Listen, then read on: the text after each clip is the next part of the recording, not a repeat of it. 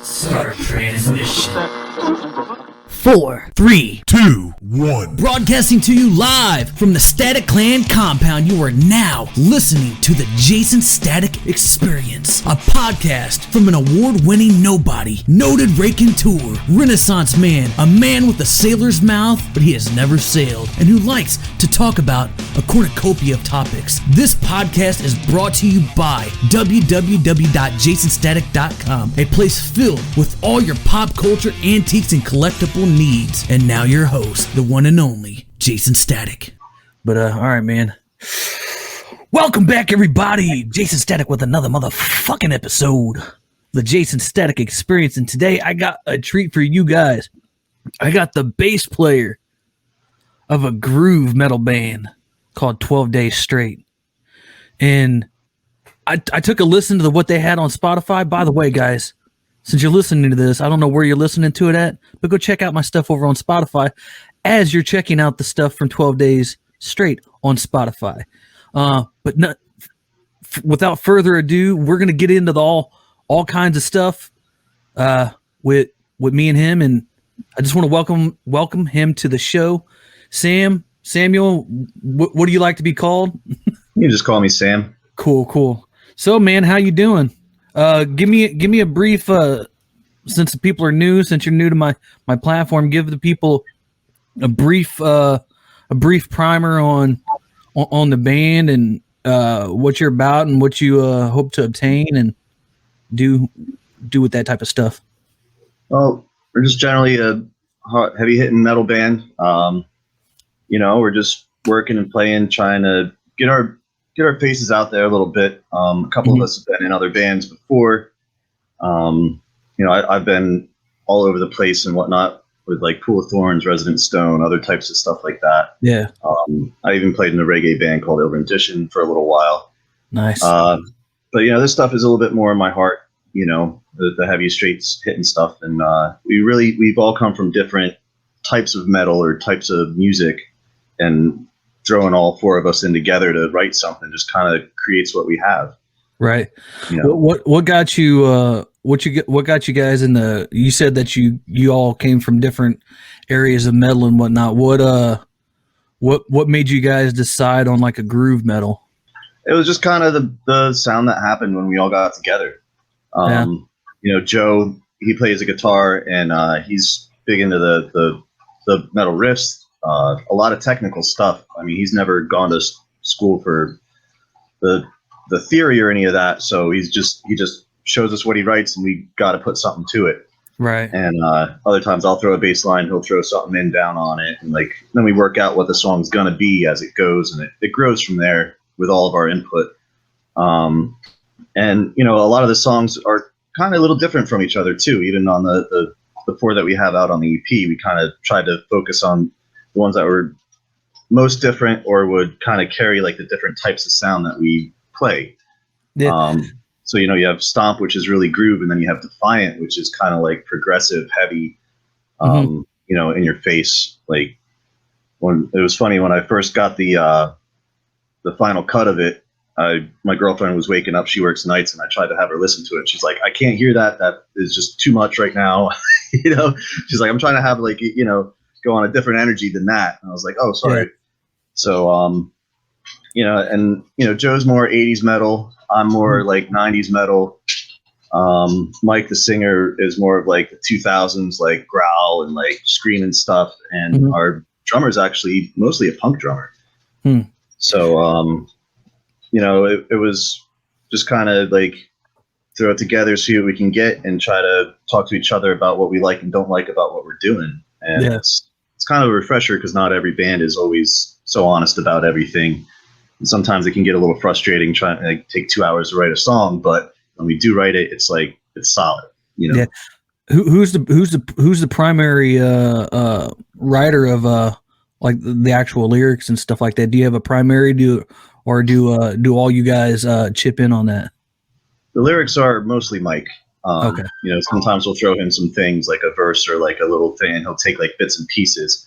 But he's also pretty adamant about having his own. He wants to have his own heart and soul into it. So he'll change up some of the words or some of the ways that it goes based on the music, and he's really good at applying the thought to the music with his words. Mhm. Where, like, Joe or I would write something out, and he would just be like, "That doesn't really go with it, but I can still get that thought across by doing this." Yeah, I sent it. I have a buddy, a close follower of the show. He watches pretty much all the stuff, and I sent it to him because he's a big metal like he loves metal. And I sent it to him, Tyler. If you're listening to this, I hope you are, because you said you would. And if you don't, I'm gonna kick your ass. but I asked him. I go, "What do you think, man?" And he goes, "Not too bad, not too bad." I go, "What do you think their sound?" Because I listened to the EP that you had out on Spotify, and I was just like, "Man, I can't." They have a sound like I can't place it. Like I was thinking of like almost like a Damage Plan meets Machine Head type groove, a little bit. That's cool. That's cool. We always hear something different, Yeah. And he said it's, to him it sounded like to like a maybe like a Pantera mixed with like a little bit of a new metal. Mm-hmm. We get some Pantera, Sepultura type of references and stuff like that. And it's just somebody hears something out of each, what they know and love, because that's the thing with us, is we're so varied that there's so many different influences. You pick out what relates to you. Right. That's what I kind of feel is going on. Yeah. What was in particular, what was your biggest influence in getting you into the whole metal scene and actually playing music and whatnot? Well, I guess my first real loves in metal was like 9 Inch Nails, Tool, a lot of the early Manson, and we got Cold Chamber, Slipknot, all that stuff from that era, and definitely like Alice in Chains, Stone Temple Pilots. I was really big into when I was a kid, and but I grew up listening to a lot of the classic rock. My dad was big into like Styx and all that other stuff, those types of bands. And, I kind of got into music myself because I was going through a rough time, as a kid. And it was luckily I had the resources for counseling and stuff like that. And instead of self-harm, I picked up the bass guitar. And I would just like slam on that, or like play the music and get into that to get through what I had to get through in my own head. Mm-hmm. And it's always been like a source of medicine for me, being up on stage and just playing music. And it's hard to connect with people in general. So when you have music, it like, it makes me be able to be an extrovert. Yeah, it's always good to. Especially if you're a person that suffers with like depression and even childhood issues or traumas or anything like that, it's always good to channel that aggression or hurt or pain or anything like that into stuff that can, stuff like music. Or I went into professional wrestling, so to speak, because it was able to get all of that anger and frustration out. It's always good to cross, to be able to share all that aggression with people, because you never know how it's going to affect somebody else or help somebody else, let alone that, Yeah. I mean, the worst part is to keep it inside. Yeah. And that was really like, I even played ice hockey, and the mosh pits, of course. It's like, especially in my early mid-20s, I was like, oh, I need a mosh pit. And now I'm almost 40, so I'm like, I'm not so wanting to hurt myself anymore. Man, I am that same way. Like my 20s, I was just like, man, I'm ready to get in that pit. Let's go to town.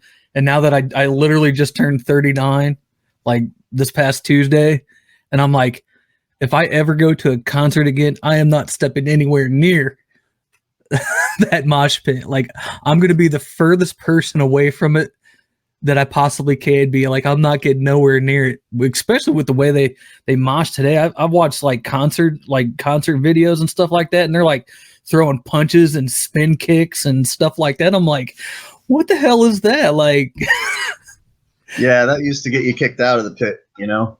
yeah, like, yeah, To each their own. They have their own way of doing it. I can't really judge too much, but, yeah, you know, I miss those days where it was like if you saw somebody get punched in the face, there would be a bunch of hands pulling them out, you know, like before they even hit the ground.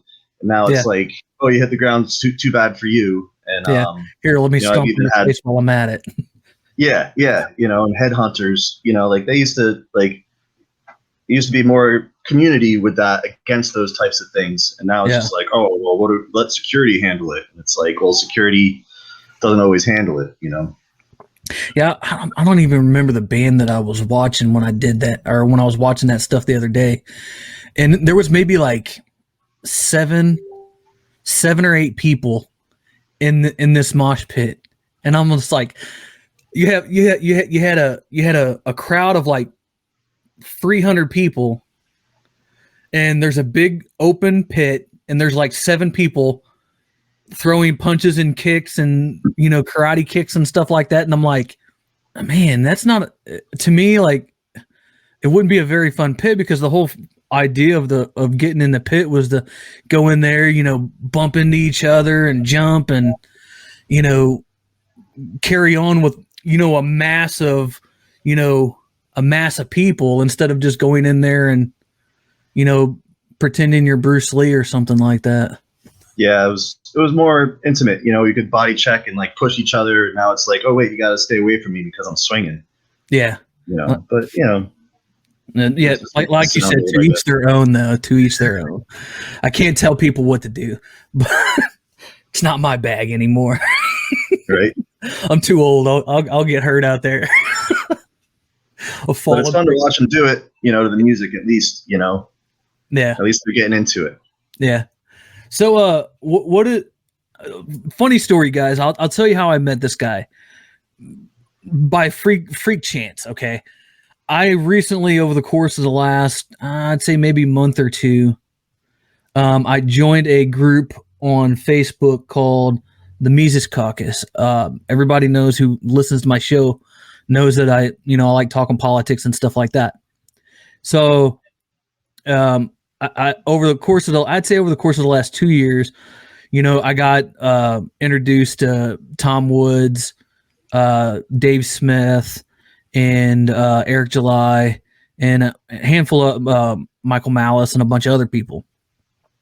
And I don't remember who it was that I seen first. It might have been Dave Smith talk about the Mises Caucus. So I kind of like followed him on social media here and there. But just recently, over the last, I would say 2 months or so, right about the beginning of the year, I was like, I'm going to search out on Facebook and try to get more, you know, more into it a little, I guess you could say. Because I've always been on the outside of the political spectrums, like, because I've never really subscribed myself to, like, I'm more of a libertarian, but I've never like actually put forth the effort to become a member of a party. So I was just like, well, maybe I should, you know. And I went out searching, you know, the different, you know, I knew I wasn't a Democrat. I knew I wasn't a Republican. I knew I wasn't conservative. And I knew I've had more libertarian mindset and ideas over the last decade, but just over the last 2 years, I've really kind of dived into it a little bit more. So I'm fairly new to the, I guess you could say the actual social circle of libertarians. And the first people that I found that I could actually maybe possibly end up putting my stamp on and being like, yeah, this is the people that I rock with, was the Mises Caucus.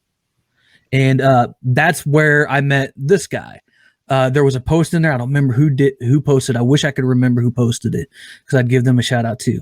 But they had a post in there, and they were talking about Eric July, always talking about how culture or politics is downstream from culture. In order to change the politics, you need to change the culture and whatnot. And that's kind of what I've been trying to do here with my podcast for the last two years or so. I started it June June in 2018 is when I started this, and I've been trying to interject my my ideas into the stream of consciousness of the masses. But that's where I met him. He posted his band in there. I listened to it. I hit him up. I was like, "Hey man, you wanna jump on a podcast and talk some music, libertarian stuff and whatnot?" So that's pretty much where I met you, man. It was kind of a happen, kind of like a chance meeting, I guess. Yeah, I like to call those things serendipitous. Yeah. So what got you essentially what got you into the that, I guess you could say, maybe awakening, or what brought you into the liberty movement and libertarian movement and whatnot, and in particular, what got you into into the Mises Caucus area? Well, I guess as far back as I could remember, once I could understand politics, I was always questioning, and I think the first question I had for my dad, I was in 6th grade. I was like, well, what is the difference between Republican and Democrat? And he tried saying, well, Republicans are for the companies, Democrats are for the people. And he just really simpled it down for me. And that didn't make sense to me because as far as I could tell, there wasn't much of a difference. Right. And I tried looking into it, and I'm like, that was when Clinton was really coming, when he was a president and all that was going down. And I'm like, why are they so worried about him doing what he did when we kind of make JFK a celebrity for being, doing those types of things in the Oval Office? Yeah. And, it would just seem like a witch hunt to me at that point. I was like, okay, he lied. He shouldn't have been doing that. Of course, morally, but did you look into him before you elected him as to what his morals were? Right. Are we really surprised that this happened after electing a person like that? And, as I got older, I was able to understand more, see more. And I was real active in a lot of the anti-war stuff, especially after 9/11 and all that happened. A lot of the stuff just didn't make sense. We don't have to go into any conspiracy theories on that aspect or anything, but I had gone to a lot of the protests in Washington D.C. because I live in New Jersey, so real quick, even train ride down there, which made it real easy. And it was basically after everything going on with Bush and everything, and then when Obama came in, that anti-war people were just like, oh well, now it's a Democrat, so we don't have to be anti-war anymore. We're just going to ignore what they're doing. And then I really saw a big flip in the basically scripts of what the media was saying, like Fox versus CNN just changed their whole platforms and were the other one. One was anti-war and pro this. And then after Obama became president, it was like, well, now we can't talk about the war. And now we have to talk about all this other stuff. And I'd always been interested in sociology and psychology and stuff like that. So it really it struck out to me as a huge social engineering project of trying to dissuade the actual anti-corruption, anti-war movement. Right. And unfortunately, in my opinion, it has definitely worked out very well to the elite's agenda in that form. And honestly, it's, the Libertarian Party has its ups and downs. Yeah. Not everybody agrees with everything, but, I try to explain to people that's the core of what the party is. We're all going to have different opinions on things. And the main fact is we just don't want the government to impose somebody else's opinions on us. Right. And whether that be good or bad or anything, that's all subjective. Yeah. And go ahead.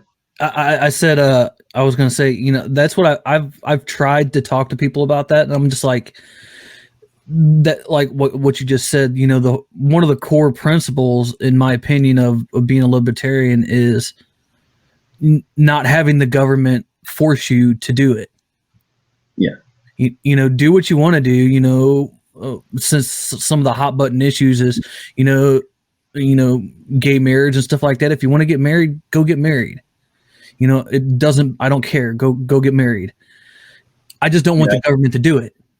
Yeah, exactly. Like, what role does the government to say whether you can or cannot get married to another consenting adult? Yeah. You know, and of course, those are big terms you have to use is consenting adult, because a Yeah. lot of the propaganda against the libertarian platform tries to say, well, what if they want to marry a dog, or what if they want to marry a child? And it's like, even with the aspect of religious freedom, we still don't let people marry 12-year-olds due to Yeah. their religion, Yeah. That's, because, we just know that's wrong. yeah. So, Um, what was, did you, have you always had that little bit of a questioning mindset?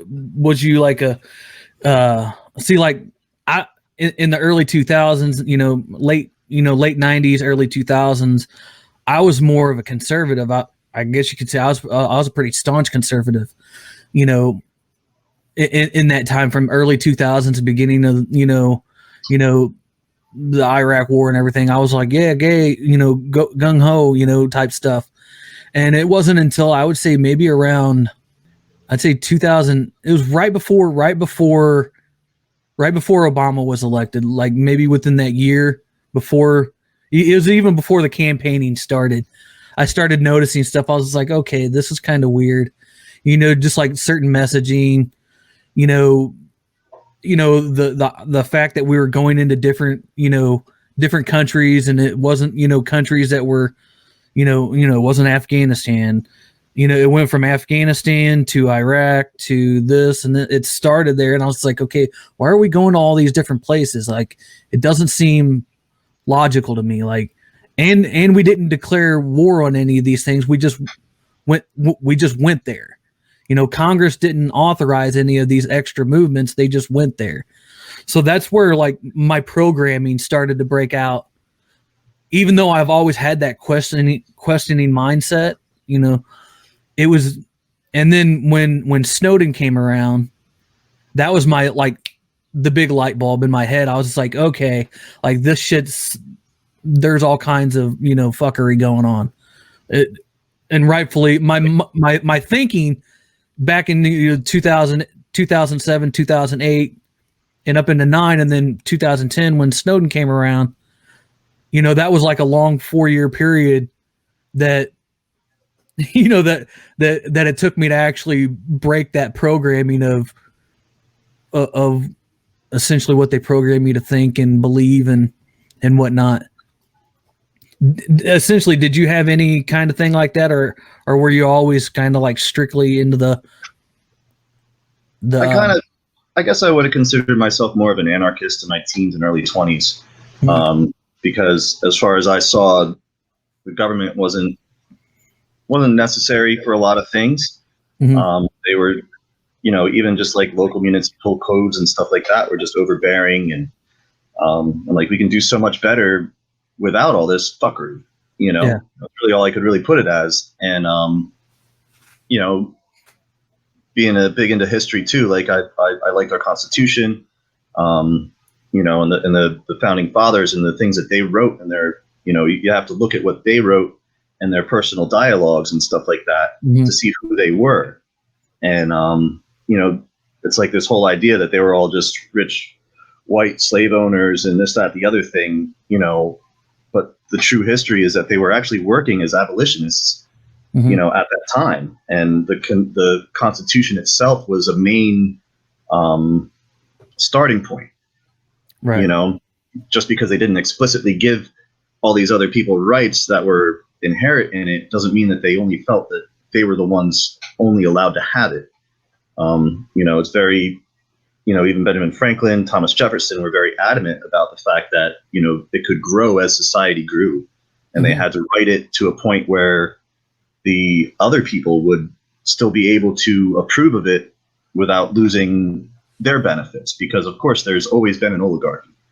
And they figured if the people had the way to do something about it, as more people woke up and grew, as we have done more recently, especially, the government could be a better government.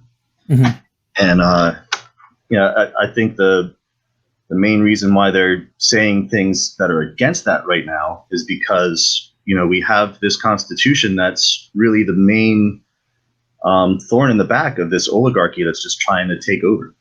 Right.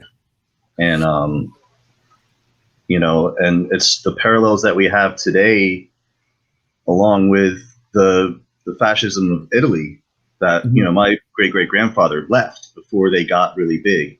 Mm-hmm. So that was a big thing in our family of like how we moved here, why we came here, and what to look out for and all that other stuff. And it's just we're following that same path. And, the collective authority is the heart of fascism itself. Yeah. So it's like the only thing, as I grew older, I realized that we do kind of need government. And even the Constitution Party didn't really sit right with me because of some of the things that they do. But the Libertarian Party was more about individualism. Mm-hmm. So that's what brought me into that aspect of it. Okay. What essentially brought you into the Mises Caucus link? Because if you follow politics at all, or especially in the libertarian in the libertarian arena, like the Mises Caucus guys get a lot of bad raps about stuff. So what brought you into that lane? Well, I mean, I feel like they're more the core of the heart of the libertarian feel aspect, agenda. Mm-hmm. And I've seen it, especially like, from the Ron Paul days and everything to now. There's just so much trolling going on in these groups and so much disinformation and so many people just trying, like, it's obvious that they're trying to start fights and they're trying to initiate these things. And unfortunately, it seems like some of the upper echelon are getting sucked into that because they want more people supporting them. Yeah. And it was just generally like, we're trying to get those attitudes and ideologies out of the mainstream idea of what libertarianism is and try to keep it more straightforward as the individualism and the conservative economic stances. Right. And it's just, unfortunately, it's too easy for people to believe that if the government isn't enforcing their morals, then the government is approving of immoral things. Right. And I feel like the Mises Caucus, especially, a lot of it was even just after the election, I had only recently joined that group. Mm-hmm. And, the fluctuations in the vote counts, naming mainly like, 10,000 votes for Joe Jorgensen automatic, like all of a sudden got switched over to Biden in Pennsylvania. And the head of the Libertarian Party is just like, well, yeah, that makes sense. They didn't even really like challenge it, and I feel like they're probably not on the same ball as the rest of us, right? With that, because the issue with these voting machines has been going on since the 90s. Yeah. It was the election fraud stuff about Bush was like a big thing, and then when Obama came, nobody really questioned it because we definitely felt like a lot of people supported him. Yeah. And then it was just like to see the narrow victory with Hillary and Trump. And I'm just like, why is anybody choosing either one of them? And it's just identity politics. It's got to be a Republican or a Democrat. Otherwise, you're wasting your vote type of stuff. And it's like, if you don't actually believe in the person, then you're the one wasting your vote. Yeah. You're just voting against somebody for the sake of voting against them. It just doesn't make sense to me logically. And some people feel a moral obligation to it, I guess. Yeah, no, like I've been trying to tell all my people and all my friends that, what's the point of, like you just said, what's the point of voting for somebody if you don't believe in them?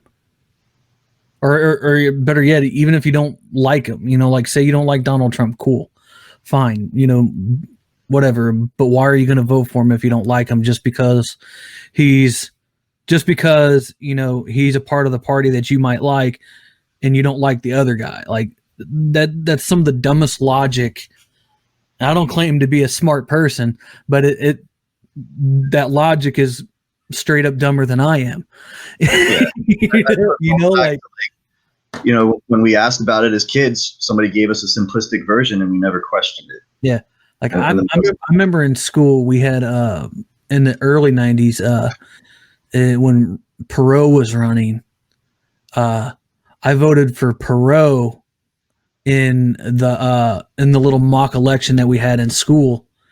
And my sole reason for voting for him was he sounded funny, he had big ears, and he looked like a mouse. That I mean, that's what you would expect out of somebody. Yeah, and that's the way that I see. That's the way that I see party politics in today's society. It's just like, well, this guy looks cool, he sounds cool, I'm voting for him, and they don't really care to look at any of the policies that they're bringing about. It's just like, I'm with him, I'm with her, they sound cool, great, cool. And like you said, to me, that's a wasted vote. I would rather not vote. Like if there's somebody that I don't like, and you're in a place, say that where write-in votes aren't allowed, which is weird.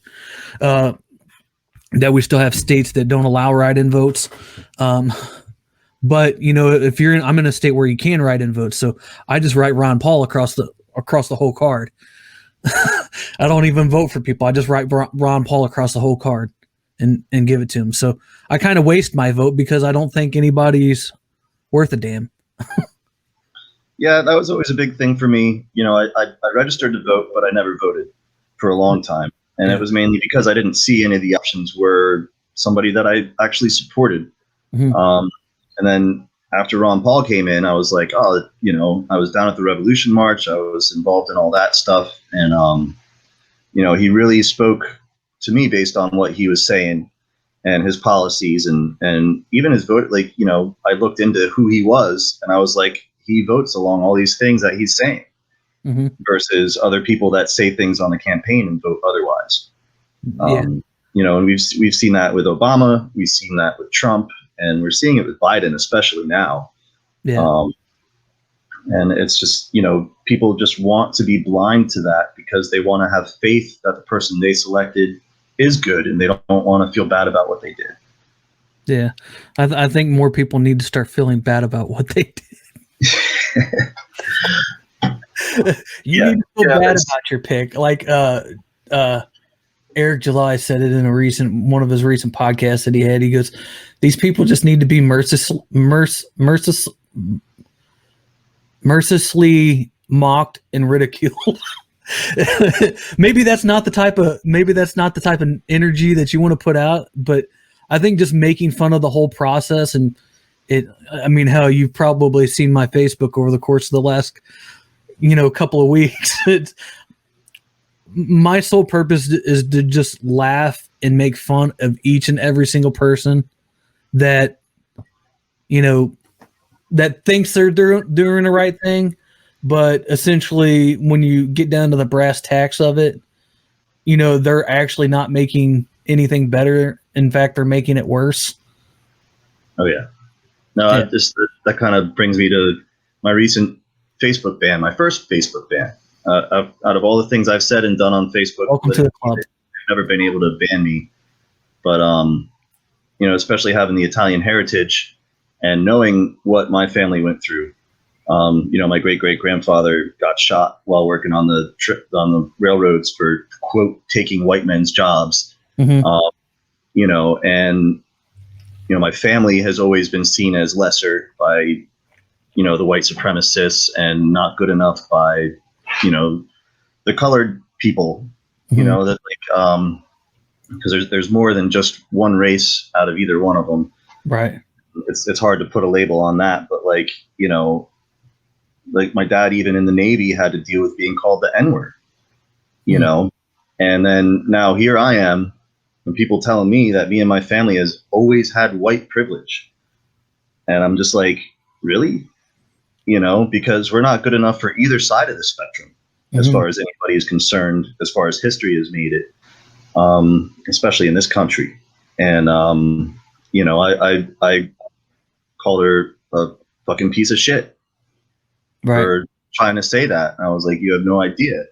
by saying this, you're racist. And apparently Facebook deemed that as enough to ban me, even though I've said things, based on the libertarian platform of how the government shouldn't be involved and how, like, and they're calling me racist because I look at people for the character of who they are and not the color of their skin. And now that's a racist thing. And I've had people cuss me out for that. Yeah. And never once did they get in trouble. Facebook says that doesn't violate our community standards. Yeah. But it's like they can be racist against white people. I'm not even white. I might look, less tan or whatever you want to call it, but when it comes down to what a race is and all that other jargon, it's like I wouldn't even be considered white. But I'm treated badly because people see me as white, Right. And it's a mirror image of what my father went through just a generation ago. He was treated bad because they saw him as black. And it doesn't make sense to me. It doesn't. It's not evening the spectrum out. It's not justice to hate people in the way that they hated you. Right. And unfortunately, that's not an easy concept for people because a lot of people feel justified. So, and our politics, the identity politics in that is really driving everything so much farther down, entrenching more division. And it's honestly giving this oligarchy that everybody is against more power, and I've been an administrator on a liberal group called Mind Banged in Facebook. And after that got infiltrated with trolls, it was just like I was taking action against them. And because other moderators in the group agreed with what they said, they decided to kick me out. And, I'm still involved in another right-wing group called America Under Distress. And the main point, though, is I would post the same things, the same messages, the same pictures in each group and get attacked by the hardcore right-wing and the hardcore left-wing the same way. And then when I point that out to them, they even get more angry with me. And they're like, oh, you're just a conspiracy theorist. Oh, you don't even know what you're talking about. And it's like, I'm in the middle here watching everybody throwing things across the street, and I'm trying to say, hey, let's stop and try to find a middle ground here, because while we're doing this, they're taking all of our money away. They're taking the value of our money away, and they're taking our ability to make our own money away. And they want us to be dependent on them. This for the universal basic income. It sounds great. I would love to do nothing all day and get something out of it. But I'd also turn into anxiety-ridden, overweight, like all these things. Like, I have to do something. I had a job where I was inspecting homes for the mortgage companies during the recession because construction was not working at the time. I'm driving around all day, and it was bad for me. It was bad. I have to do something, and I feel like that's going to affect our society in a major way if we turn into that.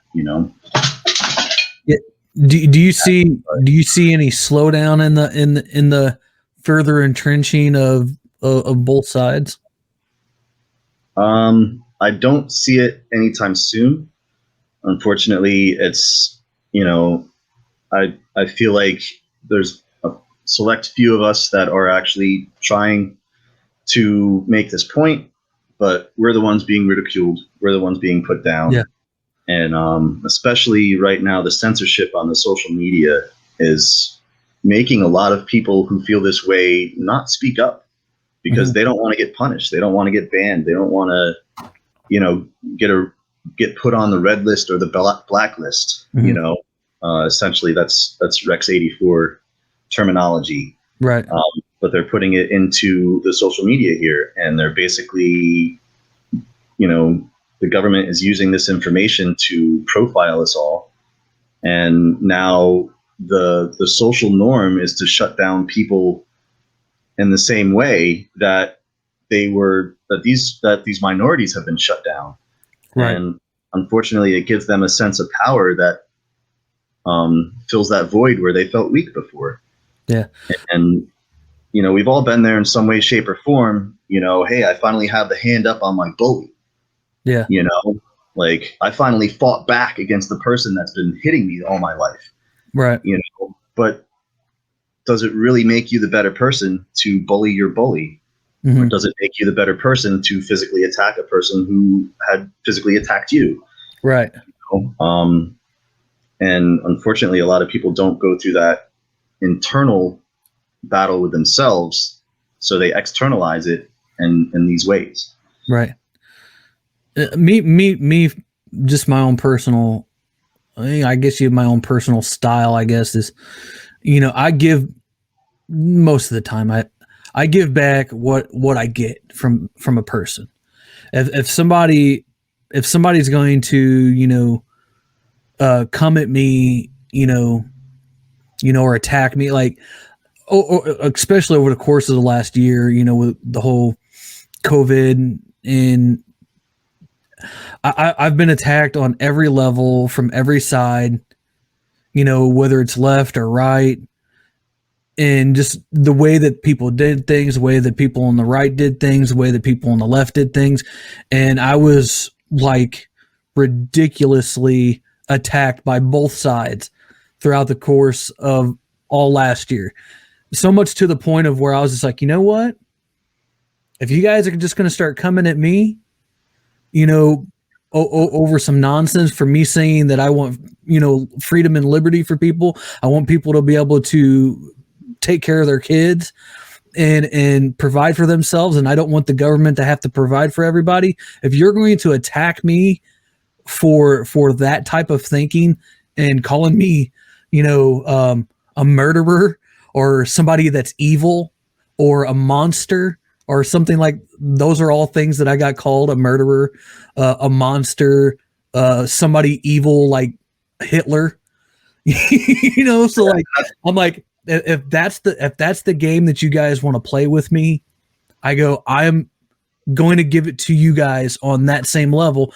But I'm not going to go out and purposely, like, I'm not going to go to other people's pages and profiles and stories and I'm not going to attack them. But I'm just going to do it on my own social media accounts, and I'm just going to mock them. I'm going to laugh at them. And now over the course of the last month or two, since I've been doing that, nobody hardly comments on any of my stuff anymore. Nobody. Yeah. Facebook has been shadow banning a lot of critical thinkers. I spent 5 months. I spent 5 months of 2020 banned off of Facebook. I did 230-day back-to-back bans. I got banned. I don't remember. I posted something about COVID, and then I come back, and then I posted a silly meme. It had nothing to do with politics, and I don't even remember what it was about, but it made fun of, I don't even remember. It was something more of I guess you could say, more risque sexual in nature. It was just a funny ass meme, and I was just like, this is kind of funny. I'm gonna post it, and then I got another 30-day ban. Like the same day that I got back, I got banned again. I was just like, man. Well, at least they let you come back. I had a 24-hour ban for calling somebody a fucking racist piece of shit for being racist. Yeah. And just an hour before that 24-hour ban was going to come back, they were like, oh, hey, we saw you posted this about it before we banned you. Because I was like, is it really wrong to call people out? Because I got the notice that I got reported. Is it really wrong to call people out for being racist? Yeah. And apparently that goes against community standards too. Yeah. It's all basically against the norm. And then I finally, after that, I'm like, well, why are they just giving me a ban? Like, I've never been punished for much of my posts. I'm careful to a point where I can make my point made without, anything sexual. I use innuendos as jokes or whatever. But yeah. They went far back. There was a post about iron sights, and one was like, the fuck you, and the other one wasn't okay, and you know what I'm saying, for a gun sight, and they said that was spam. Another one they put against me was literally a post saying happy birthday to one of my friends was considered by them spam. and they just accumulated enough of these things that they could just say were violations to justify this 24-hour to 3-day ban I'm on right now. Mm-hmm. And it really just blew my mind, because I'm like, this is absolutely political in nature. Yeah. You know, this is absolutely. So I screenshotted everything, and the worst part too was a lot of them were so old I couldn't even ask for a review, even though they had recently taken the action. Because the post was older, I can't ask for a review. Yeah. Who And wants to scroll I through did 4 get years? through. I'm sorry. I said, who wants to scroll through 4 years of comments and posts to try to find one particular post? Yeah, that it's obvious that they're trying harder than they should to find things. And of course, if you're looking, you're going to find it. Yeah. And anybody could post something offensive to anybody at any point in their time in their life. And, that's just another thing we have to get over as human beings. Yeah. It's like somebody's going to offend you. Yeah. But, you don't have the right to have them punished for it. Yeah. Just because they offended you. Say your piece, say what you have to say, or move on with it and be like, well, I'm just not going to give that person my energy, Yeah. And I've had to learn to move on with a few things. I definitely, I try to challenge people intellectually when they do things. And, especially in today's climate, I ask people, why are you justified in your hatred? And they're like, I'm not being hateful. I'm like, well, did you just see what you said? Did you just see what you're writing? Or you're literally like creating a group in your mind to be against, to justify yourself and your feelings. And, the technical term for that is hegemony. I'm better than these people, so I can do these things in a justified way, where they're doing the same thing to other people, but they're not justified because they're not as good as me. Yeah. And you get that moral, fog. Yeah. Where you're not realizing that, you're becoming the demon that you're looking at, Yeah. What do you think is, I know the libertarian movement has always had a bad, I guess you could say a bad platform of being able to actually push, the viewpoints that they have. They get, I guess you could say they get kind of, pushed away too much. We've never had, the libertarian movement has never had like a clear, I mean, it's clear to the libertarian movement, but how do you being somebody that's a libertarian and that's, and I guess you said, are you a member of the party, Libertarian Party? I actually haven't become a member yet, to be more involved in the local stuff. Yeah. I'm going to. But again, I just had to quarantine because I was exposed to somebody with COVID. I just got the test results today. It was negative, thank God. Yeah. But and that was right after my vacation out in Missouri. So I'm on 2 weeks of no pay. So I'm like, well, that $25 has to go towards my child support and other bills and things like that. Yeah. So essentially what I was saying, I was going to say is, how do we as libertarians try to break through that that conditioning of the right left and try to actually, because I mean, we got to pick up people somewhere, whether it be right, left, or new people in general. How are we as libertarians? The old saying is the libertarians are always the smartest people in the room. That's fine and that's cool with me, but like, how are you going to break through that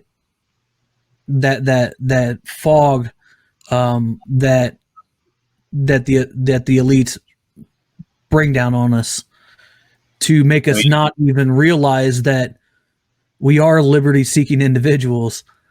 How do we plan to break through that? Or in particular, how do you plan to break through that with other people? I bring up like my own anecdotal points where me basically asking people to think about what they're doing and why has made them stop and think. I don't always reach everybody. Sometimes they're too entrenched. They get angry at me for challenging them.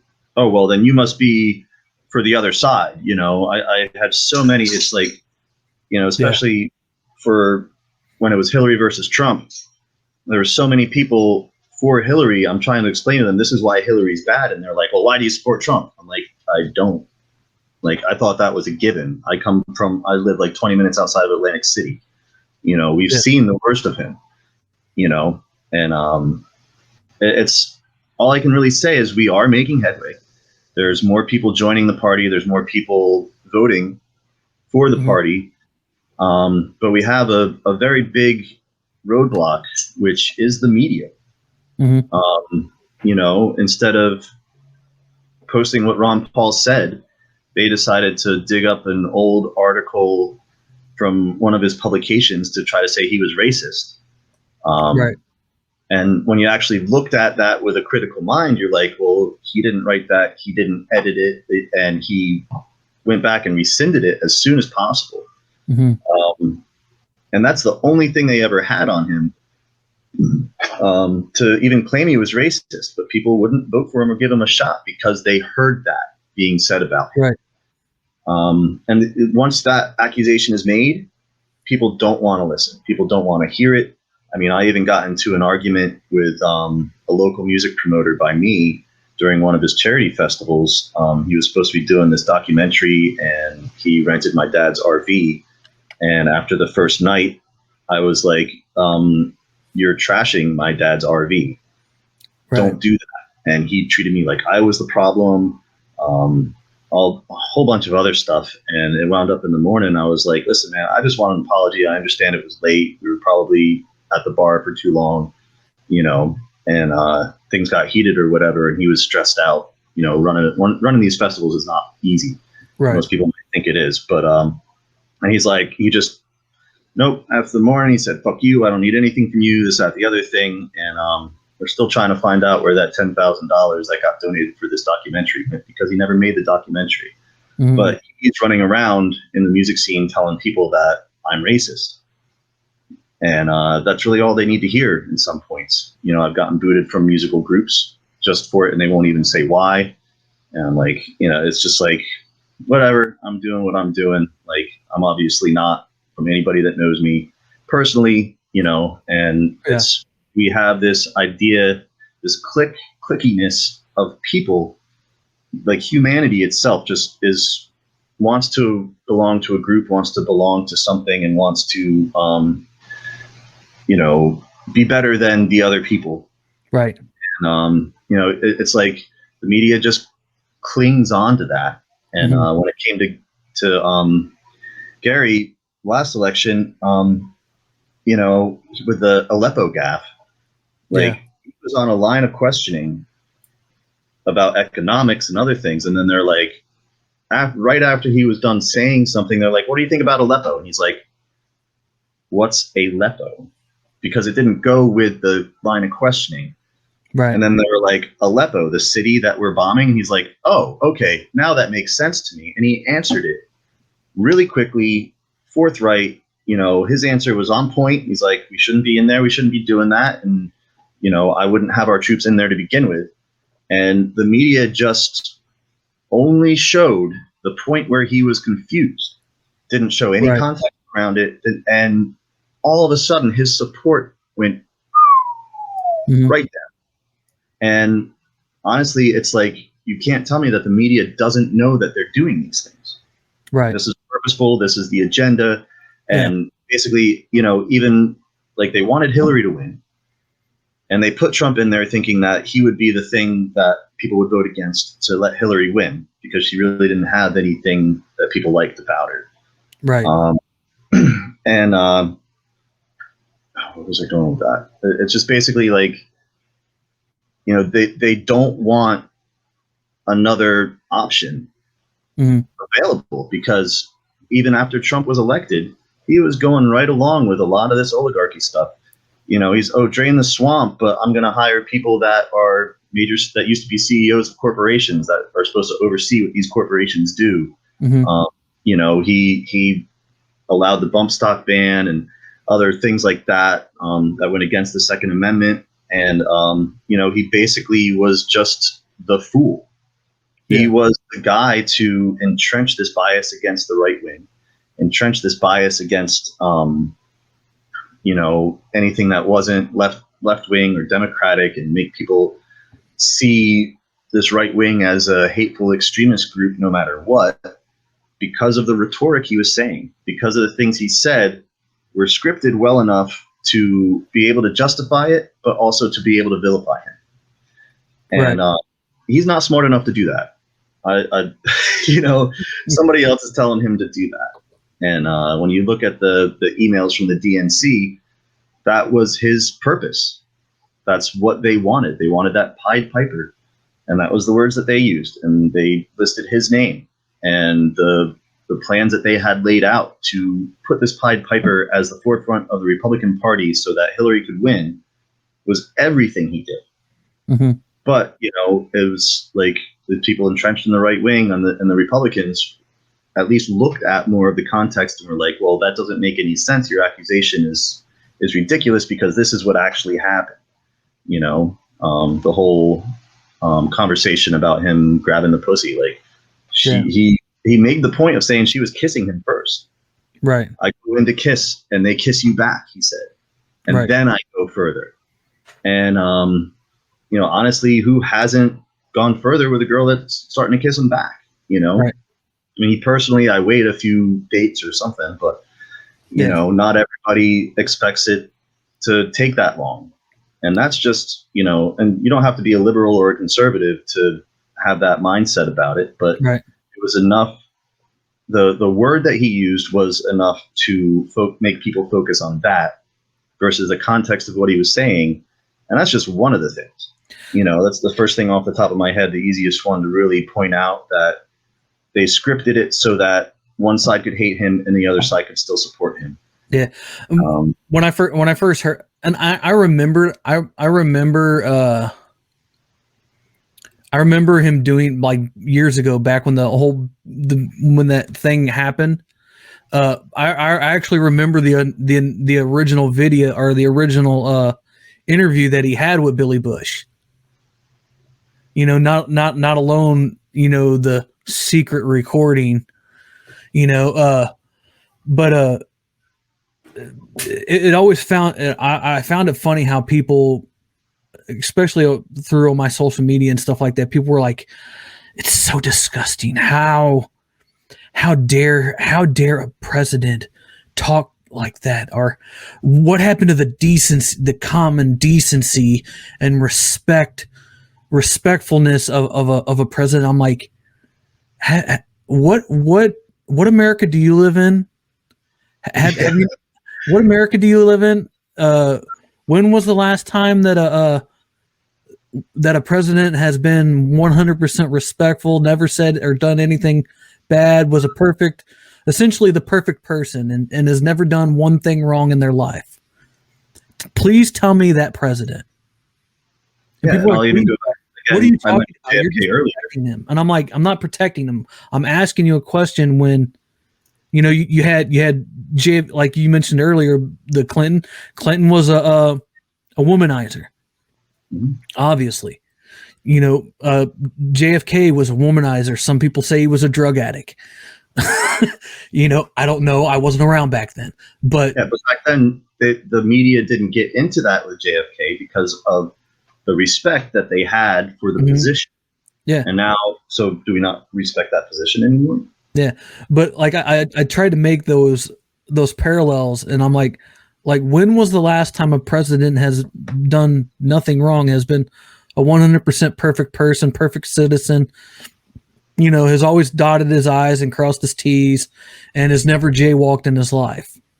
Like, there's never been a president that's like that. So why do we have this notion that, you know, these presidents are like gods among men, you know, that are the perfect person, that are essentially, you know, these presidents and politicians in general are like the second coming of Christ. You know, they're they're the perfect people and they do no wrong. Why do we have this mindset of whenever something bad comes out and people are like, oh, gasp, clutch my pearls type stuff. And why do we pretend to have that standard for the president when we keep reelecting the senators and the representatives that do that repeatedly? Yeah. I would say, and I've tried to explain to people, like the senators and, House of Representatives are far worse than any of the presidents that we've had in the last 40 years. Oh yeah. They're the ones that make the laws. Like, the president doesn't make the law. He just signs it. Yeah. And the people that are most instrumental in our everyday lives are our state legislature, and hardly anybody cares to know about that. Mm-hmm. So it's just, it's hard to break through people because they don't want to break through that ideology themselves. Yeah. They don't want to take a hard look at themselves and what they actually believe. I'll even liken it to, I'm an electrician. So sometimes we get helpers come in and I have to teach them different methods of doing something better. And, they get upset that I'm telling them that they're doing something wrong. Mm-hmm. When really I'm just saying, hey, if you do it this way, it's going to be easier for you and we're going to get more done. Right. And that's a perfect analogy for this, because people just don't want to admit that they're wrong. Mm-hmm. And, I'm a Libra. If you believe in horoscopes or anything like that, I always try to look at things balanced. I always try to have a justice-minded aspect of things. And sometimes that gets me in trouble too. Mm-hmm. But, to force people to look at themselves is hard, and as I said, I've gotten through to some people, but others, they want to get mad and they want to have, more things supporting what they already feel, mm-hmm. versus anything saying, well, question that, right. And I've always questioned everything. So it's always been easier for me to question myself. Mm-hmm. It's always good to question yourself and even your own beliefs. Like, I don't know how much stuff over the years, over the last two decades, since I've essentially been a voting age, two or more decades. I'm 39 now, so almost 3. Yeah, it's hard to even accept that, yeah, almost. It's getting close, like getting close to three decades now. But to even, it's hard enough to question your own beliefs and your ideas and everything like that. But that's something that why I can remain confident in some of my views and beliefs that I have personally. Why I can be so confident in those is because I have taken the time to look at myself and everything that I believe in, everything that I grew up around, whether it be, growing up a single parent, household problems with issues with father and family and stuff like that, legal issues and stuff like that. I've went through all of that. I've looked at all of that and I've dissected it down to the last molecule, essentially. And that's why I feel now, even though like I said a while ago, I'm not that smart of a person. Okay. I'll never come on any of my shows or anywhere I go and claim that I am the 100% almighty, all knowing person. I'm quite average in general, but I can stay steady and rooted in those beliefs that I have because I know they're true to me as an individual. Yeah. And I think that's where people you have to break that. Essentially, you got to break that wall down. And even when you're like essentially say hypothetically speaking, say we're talking to somebody that's, either on the right or the left, it's going to take 400 conversations with that one person. And maybe 10 of those 400 conversations that we have with that one person might break through. I guess you could say, in my opinion, you almost got to use somewhat a somewhat style of their tactic against them, if that makes sense. Yeah, you have to reach them on their level in some way, shape, or form. And honestly, it just boils down to whether or not you can do that internally. Yeah. And some people can't, never knew they could. It was, I can say I was lucky. I was put into counseling as early as when I was 9 because of severe anxiety issues that, came from my home life. Right. And I was able to learn meditation techniques by my counselor.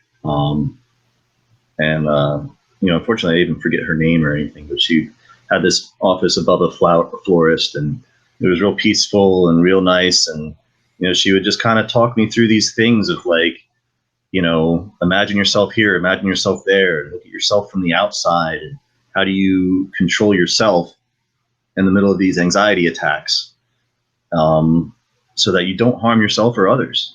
And, even though it wasn't even perfect at that point in time, it took me, almost 10 years of my life, until I was like 18, 19 to really grasp that fully within myself. But I was able to start that at a young age. When you're trying to start that after you've already been entrenched, it's tough because you have to let go of so many things that you identify with. You have to let go of yourself, Yeah. And mine started later. Mine started in my 20s. I started pro wrestling. I was like 25, 26. And I did that for 5-6 years straight. And it was over the course of that 5-6 years that, shit just started building up. The schedule, the travel schedule started getting up, more, plus I was working a full-time job, family issues, and everything was like building, and it just kind of it all came piling down on top of me. And I finally was just like, snapped, and I was just like, I got to get out of this thing. I got to get out of here. And I kind of just went off on my own. For probably about 4 years, I just traveled around the country by myself, essentially by myself. And I lived in 4 states in 4 years, just kind of hung out in different places and kind of just found myself and figured out what I needed to do.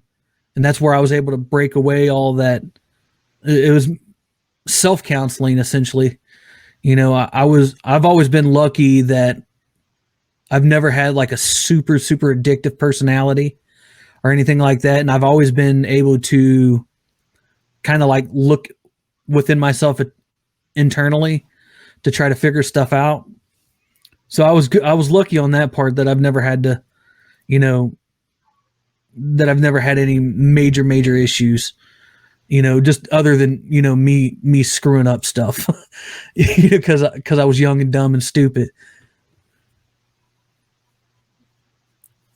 Not everybody has the opportunity for that journey. Yeah.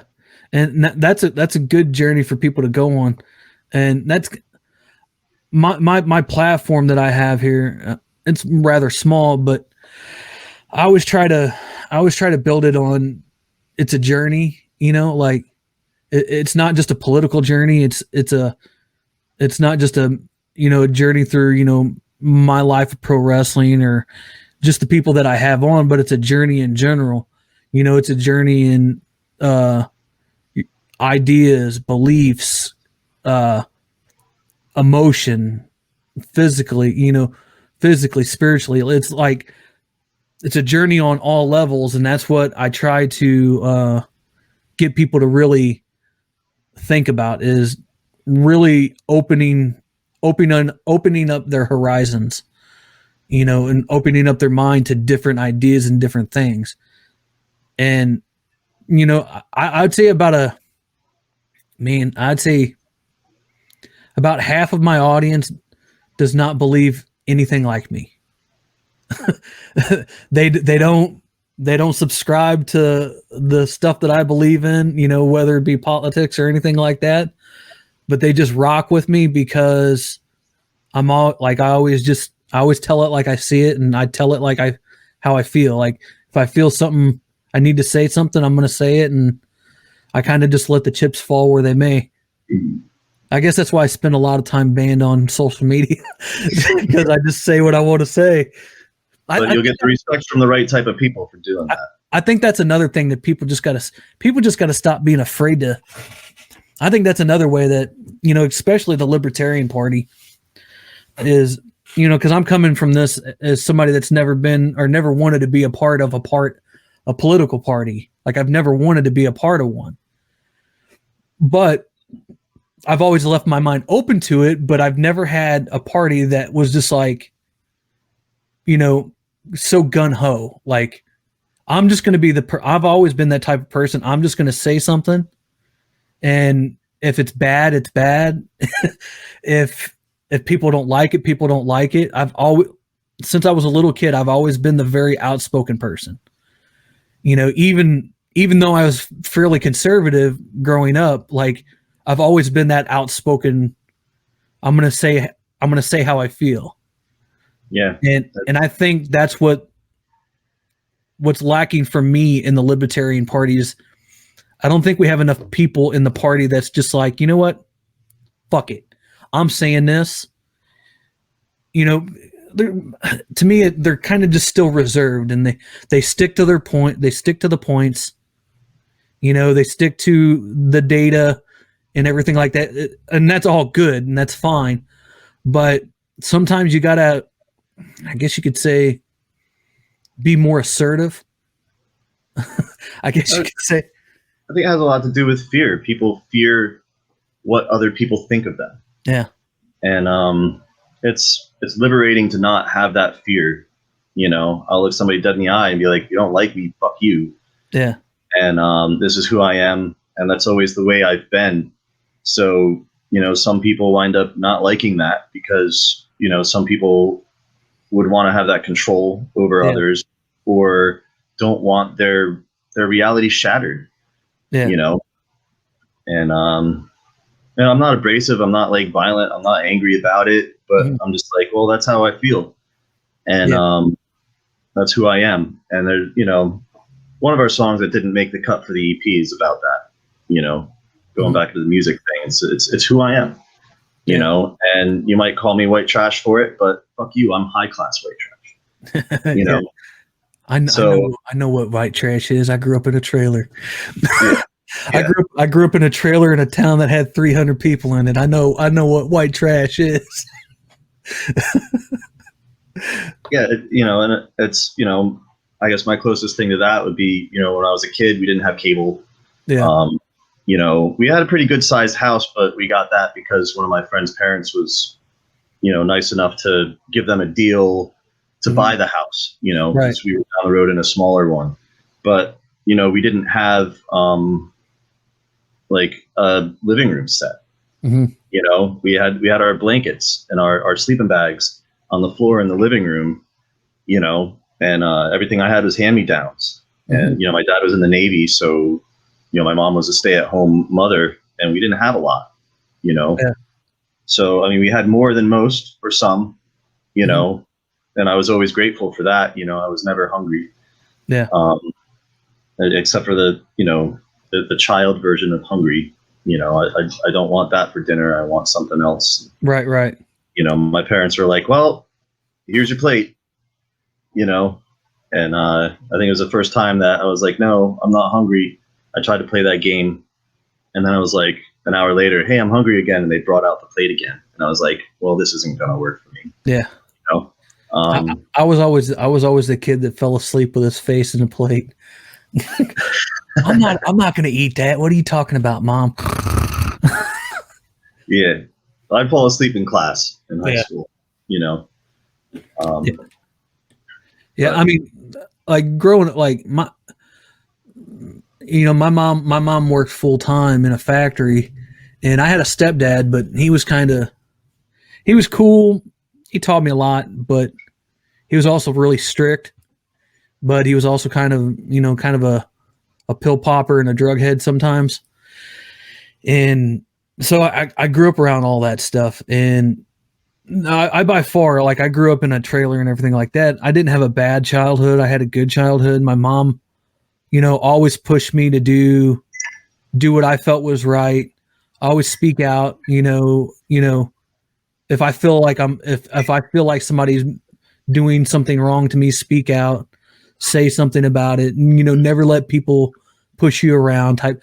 My mom did great. That's why I kind of say that a single parent, I grew up in a single parent household because my stepdad really wasn't there because he was always too busy doing pills, and then punishing me and then disappearing.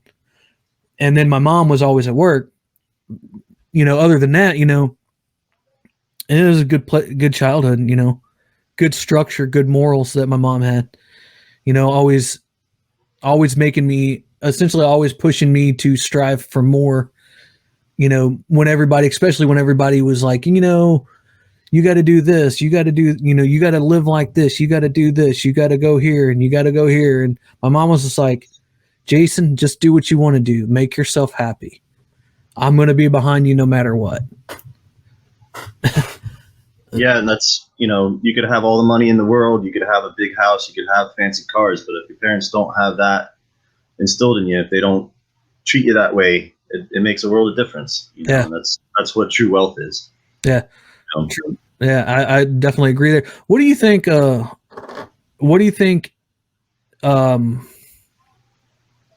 Since you're in the music kind of industry business type stuff, what do you think is some of the are you guys independent? You're not signed to any label or anything like that? No.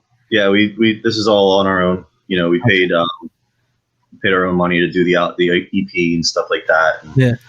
Cuz I like pushing independent people, pushing people to do independent stuff, because I think it's just kind of the stranglehold that the music industry has on people and artists and stuff in general. Kind of the stuff that they take away from them. Creatively owning their masters and stuff like that. I kind of see the music industry of kind of like a mini government. just there to rob the people of their wealth. I mean, I get that, they need to make money off of it if they're going to put money into it. And, but, in the same instance, with the one band I was in, Pool of Thorns, we had somebody wanted to fly us out to Los Angeles to do a photo shoot and music video. And they're like, no, they're just trying to ride on my coattails. And it's just like, that's an opportunity that most people don't get. Right. And then, with the Resident Stone, we had signed with Vince McCartney, but it was such a simple contract that it didn't really cover a lot of stuff or things. It was, I was advised not to sign it, but it was one of those, we were young, and it was one of those like, hey, this is the opportunity that we have. And it just didn't give enough protections to either side of it. Right. And, when it wound up that they, the producer wanted us as part of the thing, and he didn't want to have to digitize it. And then they're like, well, I don't want to fix that part. He can just fix it himself. Right. Type thing. And that became a big roadblock in that one, and then, because the guy had done a lot on credit for us, like he felt smited because, he put a lot of his time and energy into this unknown group of people because he liked our music. Right. And then it was just like, I'm not going to do my part to fix what I did in the studio. And he's like, that's not the sound I want, but there was no protections on either side. Right. So, it was all a learning experience in that end. It was a great experience.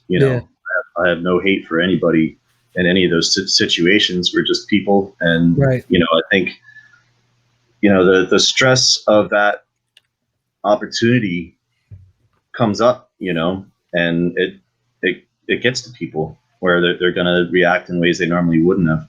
Yeah. What do you think is, How are you guys? I don't know how long you've been a band. I don't remember if I asked you that at all. Um, are you guys actively working on any new stuff, or like planning videos or tours or anything like that? Well, we were making some good headway last year. This is probably the second year we've been a group with this lineup. We've had a couple other drummers that didn't work out here and there, um, and it's basically once COVID ends, once we're able to, then we can do that. Our plan was generally to get the EP out, and then try to do some shows abroad. Like we've done some stuff in Pennsylvania, upstate New York already, but it's mostly just local shows in New Jersey. And since we are pretty new, even within the local scene, we didn't really have much time to make a mark on anything. So it's pretty much back to square one. But yeah, Right. we're just waiting for it to kind of kick off. We're gonna try to invest in another EP to get the other songs out. Yeah, a lot of times during our practice, we just kind of make noise and see what comes from it. So we're writing different stuff. I'm trying to get another guitar that I have fixed so that I can keep that in a different key, because the guitarist is like, "Oh, check this out." It's not even it's the way he tuned the guitar is weird, but it sounds great. Like Right. I can't even remember the notes that it was, but it's not anything that any school would teach you. Right. It's just he just thought it sounded good and he could make these noises out of it. And I'm like, yeah, that would be great. We'll do the second EP and then we'll start doing these other songs live. I just need another guitar because it was so different as far as the tuning. I like doing that on stage when you only have like 30 minutes is, Right. you know, Do you guys have like a marketing plan? Because I know a lot of people. I know a lot of bands. A guy that I just talked to last week, Moroni. He's in an alternative rock band, and he does a lot of like direct targeting through like Google AdSense and stuff like that, where like he'll make like videos, short videos, and he'll essentially target a select group of people. And on one platform, say like he was telling me he was doing it on Instagram, and he was targeting a direct core group of people. And I think he said that the video that he ended up targeting, making it into an ad, essentially. I think he said it's something like 400,000 views now or some crap like that on YouTube. And that's like through direct marketing campaigns and stuff like that. Have you guys ever thought about doing anything like that? Once you guys get the ball up and rolling again? yeah, I guess, it just boils down to like having the money. Yeah.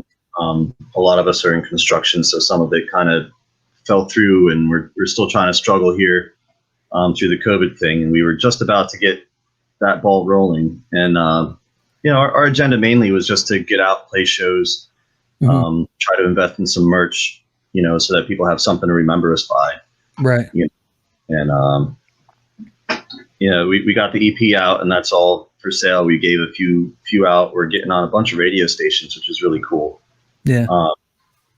And it's basically just let the music speak for itself and go from there. Like I've been in the bands that had that dream to be big, and it's like, it's not so glamorous anymore. I've been on these tours, I've been roaming around, and, like you just do it to have fun. If you're trying to make money and trying to make a name for yourself, then you get disappointed when you don't. Yeah. And that breaks people down more than just the fact that you can only afford one meal a day when you're on tour, Yeah. Because we can handle that as people most of the time, especially when you're with a group of people that you love and you're good friends with. But sometimes the stresses of that will even get in the way of that friendship. I know all about that from the wrestling world, traveling with guys in a car down to the next show. And then 10 years down the road, you don't even talk to them anymore because because none of them like you. Well, you get to see because your views are different now. Yeah, and a lot of times it's harder to keep up a facade. It's harder to put up that portrait of who you are to other people when you're so intimately close with them physically. Yeah. No homo or anything, but right. like just being in a car, like you're smelling each other. You're like all those little things are aggravating you. It's like it's basically just another type of relationship. Yeah. And it's basically you move in with somebody before you figure out if you want to go that next step, because you have to figure those things out first. And some people just don't click as much as you would have if you only saw each other a couple days a week and on the weekends for shows. Yeah. And every once in a while you go out and drink, but then now it's like, oh shit, now we have to budget. Now we have to look at each other and say, hey, don't get too, we want to stay sober before we play. Yeah. Versus, just getting hammered and then screwing up in front of a bunch of people that you don't know. Yeah. And that's happened where it's and I've been the culprit in that.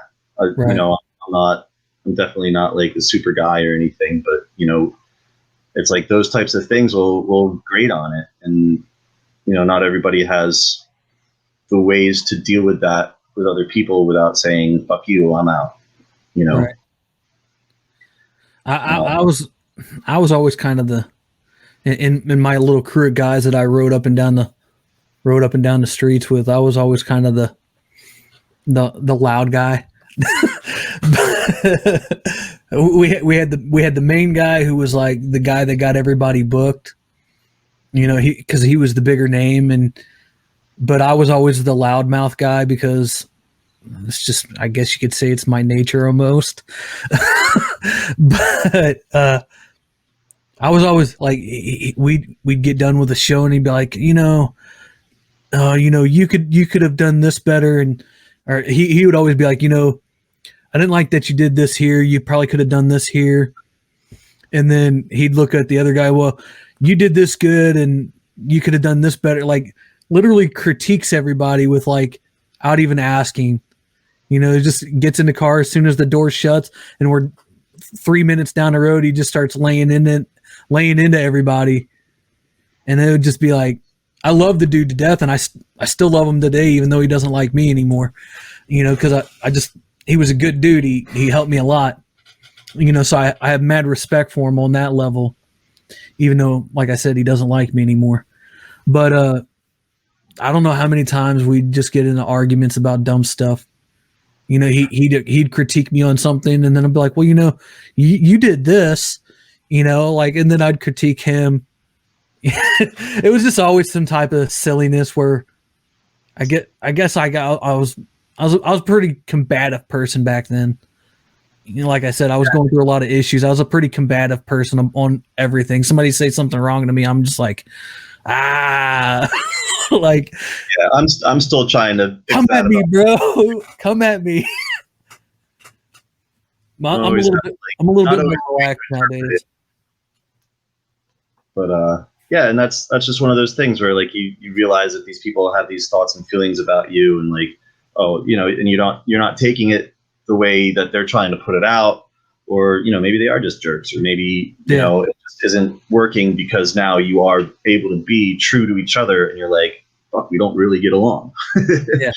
Well, I mean, the funny thing is it all, none of the guys, well, I'd say out of the 5 guys, I'd say out of the 6 guys that I rode around with a lot, I talked to 3 of them still. The other 3 don't want to have nothing to do with me. And that's literally, that was on a political standpoint, not on any, business standpoint. And, it wasn't about wrestling or anything like that, why they don't like me. It was strictly political. They don't like me because of my politics, which I thought was silly. I was like, guys, I spent 4 years on the road with you guys, and we're literally, beating ourselves to, taking our lives in each other's hands, to the point of where, pro wrestling, it might be staged and fake and predetermined, but you're taking that person's life in your hands. If you do one wrong way, you land one wrong way, you can kill somebody. So there's a little bit of camaraderie there. Like we've actually taken each other's lives into our hands, so we've bonded over that. Protecting each other. And now you don't like me because of my politics. Yeah, because I'm not going to vote for your chosen person. You know? Or I said that I want too much liberty, and you don't like that because because you like being controlled more. I'm fine with that. Cool. I want to be free and have liberty.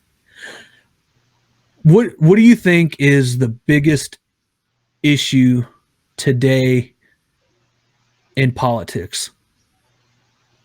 What I think it should be is the debt. Yeah. Honestly, the value of our dollar. We have everybody saying, I need more money to live. I need more money to live.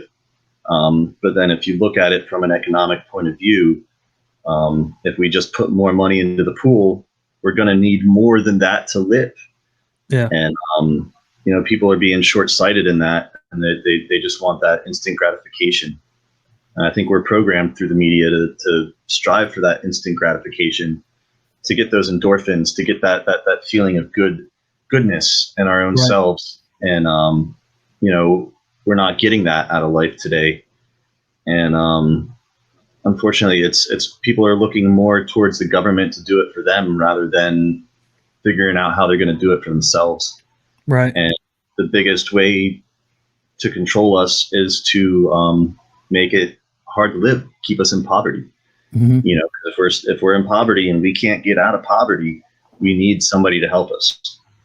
Right. And that's the biggest issue. And probably what draws me to the libertarian platform more in itself is like less government equals less spending equals a more balanced budget. We're just trying to figure out the ways to get to that point. And again, Republicans and Democrats, that's one of the things that they're very similar on, is they just want to spend more money. Yeah. How do we go about, making people realize the more that you spend, the less good it's going to do for you? Because now, like you said, we have this issue with, they just, what was a $1.9 trillion spending bill? I think it was 1.9. I think it was something like that. Yeah. It was in the trillions, and people think that's a good thing. Yeah, but where did that money come from? You're worried about being able to pay your rent, but the value of our dollar is dependent on the amount of money that we have. So if they're just like, okay, well, we're just going to add so much more spending, then that inflates our dollar more. Basically, we couldn't get beyond 50% inflation before people started clamoring for the politicians to do something about it until we came off the gold standard. And then once we came off the gold standard, that's when they could just print out more money. And it worked fine for the next couple of decades. The 80s and 90s were awesome, but then we saw the reality of that hit in the housing crisis because it was just overvalued, and then people couldn't even afford what the banks approved them. And, I try to compare the macro versus the micro. Like if you're living off of credit cards and everything you do for, you're spending $8,000 a month, but you're only making $4,000 a month. That's just unsustainable. And people are like, well, the government's not the same. It's not a household income. It's not, but it's like, I don't understand how to bridge that gap for people that don't want to see that. Right. That's tough for me because it's just common sense, I even have on my knuckles, it says eyes open, and it's written in that old see and say font because, the truth is there if you just look at it, and it's really just elementary. You just have to look at the basics. And fortunately, higher education is complicating things and subverting definitions and, literally failing on opinion pieces because the professor doesn't agree with that opinion. So, we're getting an uneducated mass of people who feel they're educated because they got a degree only because they showed their professor that they can follow these rules. And especially even high school, grade school, we're more pushed to follow that mindset and to be like everybody else rather than be individuals. Mm-hmm. And it's lessening people's ability to see the necessity of individuality, because life is just easier when you go with the flow. Do you think there's any potential breakthrough with the Libertarian Party coming, in the future? I think if we can stay solid with a lot of the core principles, and I think a lot of the admins and the groups need to tone down the trolling. When they realize that people are just trolling, it's you get into a conundrum with free speech versus how do we stop this from affecting the new people that are coming in to ask questions. Right. Because it's honestly like if you go to any of the in-person groups or any of the in-person rallies or events, you won't see the people cursing you out for having questions. Right. But on these groups, these people that aren't involved personally are creating an image of the party, from this Facebook, this online profile. Mm-hmm. And, people aren't going to the rallies. They aren't going to meet the people that are actually doing work within the party to see who they are. And they're judging the party on these trolls. Right. And it comes down to, like, do we allow these people to misrepresent us in the name of free speech, or do we understand that, there are limitations to this when it's misinformation and you can tell there's an agenda. And, I've actually gotten into debates with some of these administrators and other libertarian groups where they're like, well, it's just not right to shut them down. I'm like, well, then what do we do? We have to do these more in-person things. You have PorcFest has been going on in New Hampshire for so long. You don't see those online personalities getting together, even in that as a national festival, right? Where people come from all over the place. I've even yet to go to it, because a lot of my time off from work is generally for the music. I'll take my 3-day weekends and my vacation time to shows and try to market myself. Mm-hmm. And I don't. Sometimes I guess I just got to find a better balance with that. Yeah, time management is something that I have a whole lot of. I struggle with that because on top of doing the podcast, I work a full-time job. Plus, I do a side gig of reselling antiques and collectibles and pop culture stuff. Like comic books and toys and antique architectural stuff. Signs and posters. I don't know if you can see any of that, like all of that crap that I have back here. Oh yeah. All of those crates and containers, all of that stuff back there is all stuff like on my website back there. Like all of this stuff, and finding the time management for all of that stuff is hard enough, with the amount of time that I have in a day already.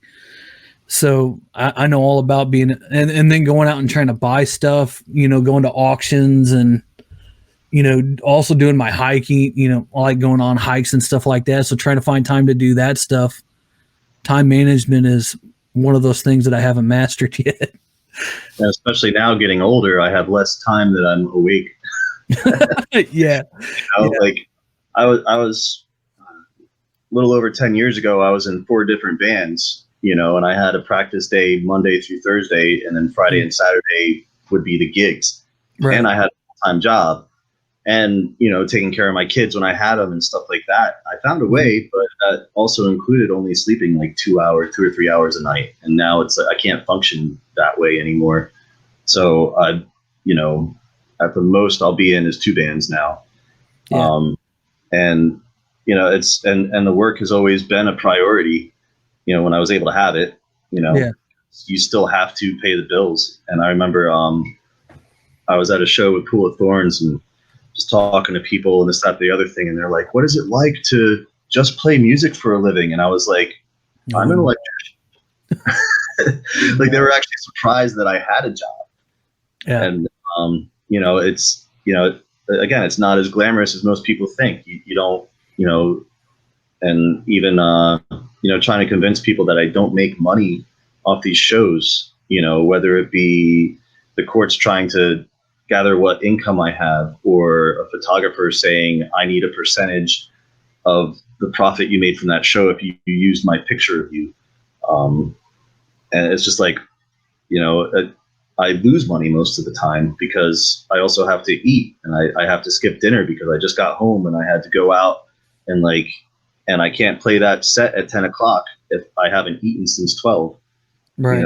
So, and the venues don't give anything away because you're playing music. Right. They're like, "Oh yeah, you're a paying customer." So it is what it is. I can't even complain about it, but it's definitely been hard to throw that all in together and even have people see how much work it is and how much sacrifice you do have to put in. Yeah. There's that parallel between like you with the music and me with the wrestling. Like I didn't make a damn dime in 4 years, 4.5, 5 years of steady, 4 days a week shows. I would do 4 day. I do Wednesday show, Friday, Saturday, Sunday shows, and then Monday, Tuesday, and Thursday was all training days on top of my normal work schedule. And Wednesday was 4 hours away from where I lived. Friday was 4.5 hours away from where I lived. Saturdays, depending on where it was, whether it was in St. Louis or within a 6 hour drive, in a circle around St. Louis, no matter where we were at that point, it was anywhere from 4 to 6 hour drive on Saturday, or maybe with, I'd say an hour to 6 hours, depending on where we were. And then Sundays was pretty much 3 or 4 hours too. So being that much time in cars, traveling around, and you're essentially getting paid,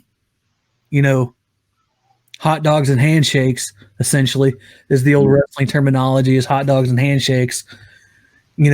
By the time you're gone, you're back home from the weekend on Monday, every bit of money that you made from the weekend was either put into gas or food. And I didn't make anything wrestling. The only thing I made was a very, very small name for myself. And that's really the only thing that I was ever able to make off of it.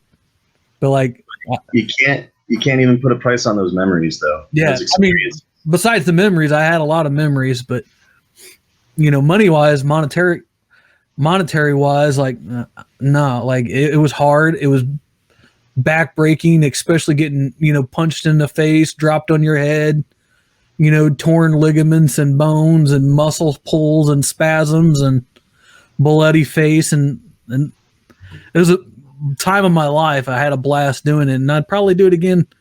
Maybe if the time was right and the money was right this time, because I've built my name since then.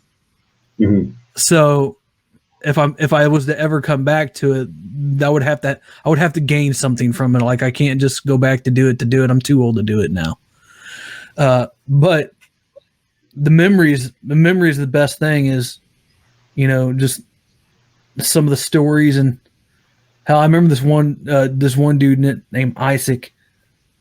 He was my roommate actually, and he got into wrestling, and we would just have some brawls. Like there would be times where like we're actually like physically stomping and kicking each other.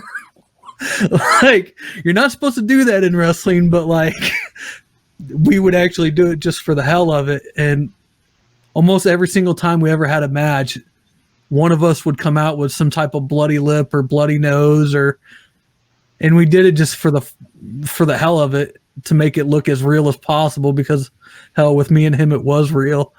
Yeah. We thought adults, right? Yeah, we thought it was funny, but then when I step back and I look at it, I'm like, man, that was really dumb. Because now I got this big black eye. You got to go to work, and people are like, "What, did you get into a fight?" Like, Yeah. Well, yeah. Yeah. Either that or I'd come into work the next morning and my boss, he'd be like, I told you you're going to get hurt doing that. You're an idiot. You got to stop doing that. You know, if you get hurt, I'm not going to pay workman's comp for that crap. And I'm not going to give you any time off. You're still going to have to work. And I'm just like, okay, buddy. It's all good time though. Yeah, for sure. You know, well, man, we've been going for an hour and 46 minutes, going on almost 2 hours. You have anything else that you want to talk about? Any kind of information or, anything that you want to talk about? We got about, 5-10 minutes left we can run. I'll usually like to cut it down around 2 hours. Well, I guess I could bring up something that's close to you and close to my heart. The St. Louis family court system is getting exposed for a lot of corruption. You might see one of the more recent posts that I made. The Guardian ad litem groups were caught in a couple of emails and a couple of video chats conspiring to affect things for their financial benefit that goes against the well-being of the children that they're representing. Yeah, I didn't see any of that. That's a big thing. There's one group called the Fathers' Rights Movement that has been really focusing on that. And, this isn't just a male versus female thing, because the story that really broke the corruption in the St. Louis family court was a mother got jailed and the abusive father got custody. And, there was basically the same old story of the person who had enough money for the lawyer got the ruling in their favor, and the state found a way to make money off of it. And that's the Social Security Title IV legislation. Family courts is under 4D. Right. And it basically, the amount of high conflict cases that they have that continually go back into the courts makes them the money that they make. Mm-hmm. And they're more prone to, across the nation, keep the child in the toxic environment, because the person who's trying to save the child from that toxic environment, or at least have equal rights in that situation to try to prevent it being an alienation aspect, they're constantly trying to go back to court. And, right. My personal thing was, the court orders were constantly being violated, and I had to keep going into court to have them enforce them, because the local police wouldn't do anything. And that may or may not have something to do with, the chief of police being related to one of the people that I deal with in that aspect. I personally came into the point where the court wouldn't make a rule that made the police enforce it. They said the police should just enforce it because it's a court order. But the police would say, well, we can't enforce it because it's not explicitly said that we have to enforce it in the court order. And I was always stuck in that state of limbo. And then it came to the point where the judge was yelling at me because there was such a large file. And, they ignored a lot of things in my own personal case. And, and I've seen it happen to so many other people too. And it's male and female. It's just a matter of which one makes the state more profit. Yeah. I think Gary Johnson was the only one that actually really said anything about that. Somebody brought up the Title IV legislation to him, and he's like, well, I'm going to have to look into that, because it's not a very big situation that a lot of people look at. But if you look into the things like welfare fraud, where a lot of these doctors are overprescribing or writing down things that they didn't actually do to get paid. That's under the same Title IV legislation, which basically gives them money for their activity.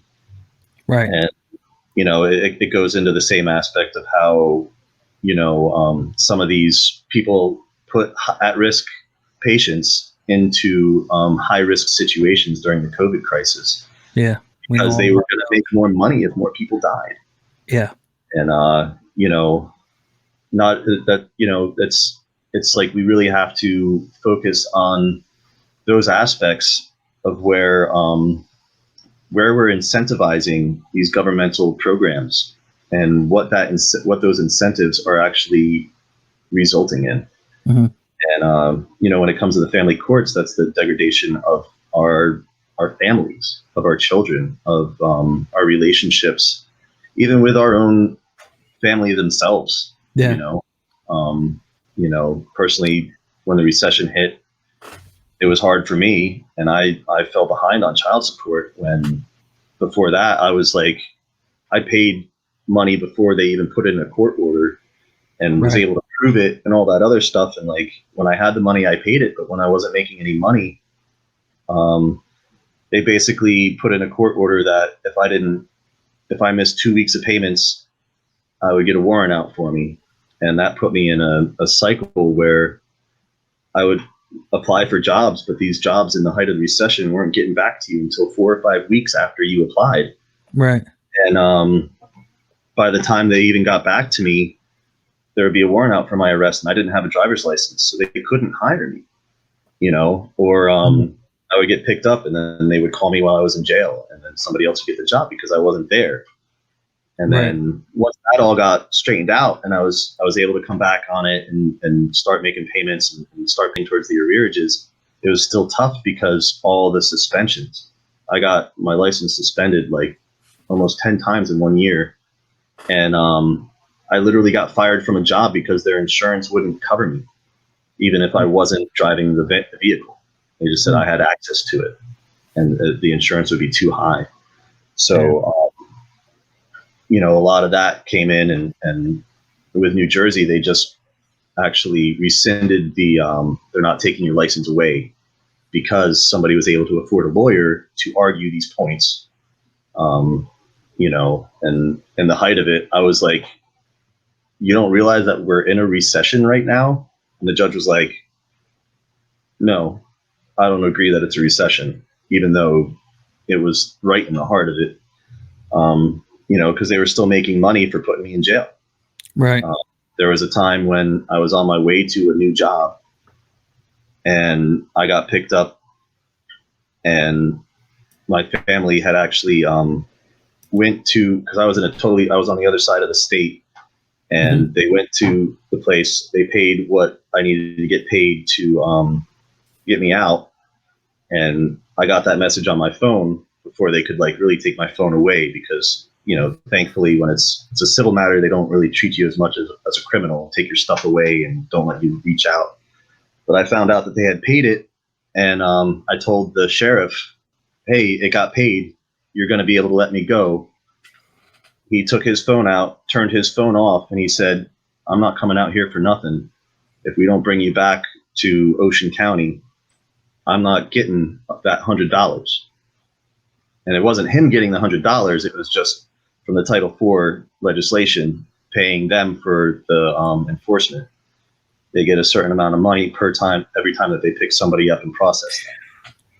So, so it's like almost every aspect of life today that the government's involved in is some money-making apparatus to milk the population for more money. Yep. And unfortunately, I was real big in doing that and helping a lot of people with their court cases and stuff like that. But you still get that stigma, and unfortunately, when I was in Fathers for Justice, I was trying to create rallies for mothers, and I got kicked out of that group because of that. And people have so much animosity for their exes that they can't work together to fight the actual problem. and that still seems to be a problem within a lot of those groups as it is. But I think they're coming up, and this is like more than 10 years later, we're starting to bridge that gap. Yeah. So, when it comes to libertarianism, it's just going to take time to break through some of these biases that people hold, and just stay true to the message of what it is. It's like with the family courts, we have to stay true to the children and understand that if you're a male or a female, you can still get screwed over because they're making profit off of it. Yeah. It always comes back to who's making the most money off of it, and it's normally the state. Yeah. I mean, if I had like $5,000 to $10,000 to drop on a lawyer, it probably wouldn't have been so hard for me. But when I did have that money, I was a fisherman at the time when it first started. That just got me basic rights, but no way to enforce them. Yeah. So, well, since we're wrapping it up here, what is you just talked about it? Just stay with the core message and the core principles. What are those core principles of libertarianism for you? I think it's about individual freedom. The non-aggression principle is a very easy way to kind of get that point across. If you're not harming somebody with your actions and you're just doing something to yourself, then there's really no need for a law to control that, because people are going to make their own decisions. And, we're making criminals out of human behavior, out of this moral obligation to save the world. And, we can save the world easier by working within our own communities. Right.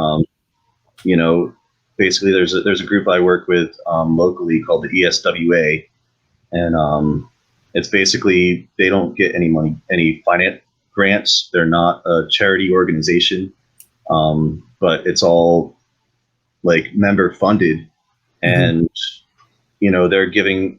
We started out working with them because my girlfriend's a nurse, and she started being there to take people's blood pressure and figure out what they're doing with their diabetes and stuff like that. People that can't afford the medical care, right? And I'm getting involved because they need upgrades in their one building, and I'm doing work on my free time for them, right?